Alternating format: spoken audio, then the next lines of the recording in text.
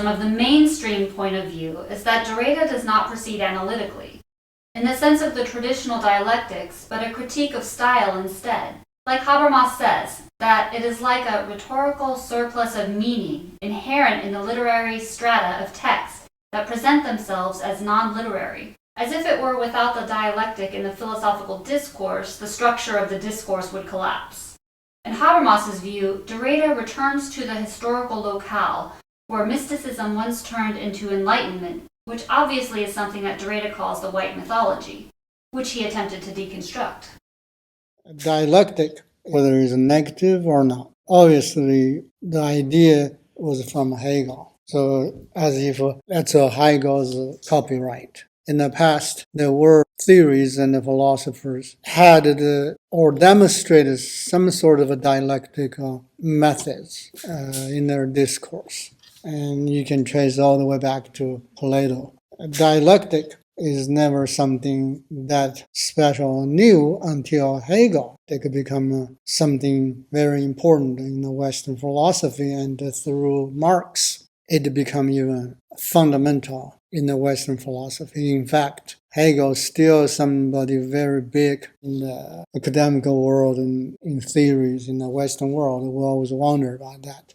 Why such a racist guy can get that high and no one criticizes him? It was only because his philosophical methods that is still advanced, or at least provide a view for people. That the view was never this clear before Hegel. And that's why even to this very day, and a lot of philosophers and theorists still can't bypass him, still have to deal with Hegel. In fact, the whole French structuralism and the post-structuralism was inspired by Hegel. Hegel was the one to set the motion. However, at this point, it's not that the French guys were the true followers of Hegel, which you can see a clear difference between the French guys and the German guys, how they value and how they look at Hegel. And you can see in the French guys, you may argue that Hegel was the one instigated the whole French structuralism and the post-structuralism. But I think at the same time, we forgot one thing. That is a very simple fact. If every time we talk about life, how precious life is, then what is the basis to talk about life? So what can define life? Obviously, it's death. Without a death, life means nothing. If we're all going to live forever, then who cares about the death? Why are we all concerned about death so much? Not that only we fear of death and we philosophize death and we make a death poetic one way or the other, because we know we can't overcome that. And because of that, we use death as the principle to define life. Because without a death, life means nothing. But if you want to make a life so meaningful, that it has to be depending on death. That's the true dialectic there.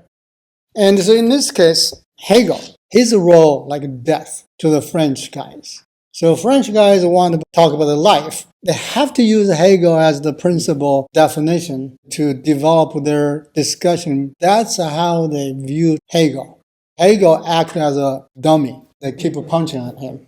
Germanic and Anglo-Saxon people still love Hegel so much they want to deny the fact how less important Hegel becomes. If you think about America is the head of an Anglo-Saxon group of people, and the whole idea about the reason, logos, we pay so much attention. Why? Because it means power.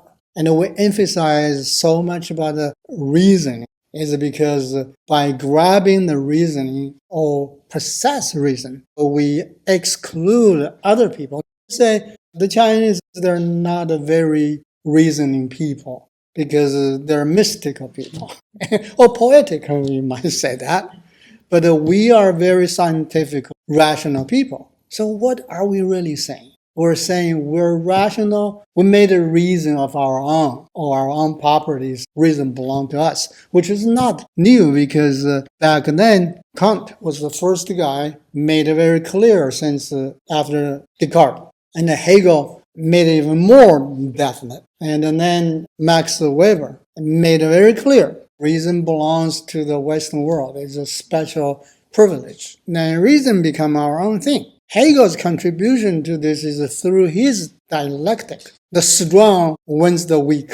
Because if we hold on to the hierarchy pairs, Hegel's dialectic works. We always criticize a country like China, very hierarchical. But we never mention about how hierarchical we are. Man, the woman, heaven, and hell. Because forever we hold on to the hierarchy pairs. Those pairs, ever since the Greek time, passed on to us. And that's what caused the problem.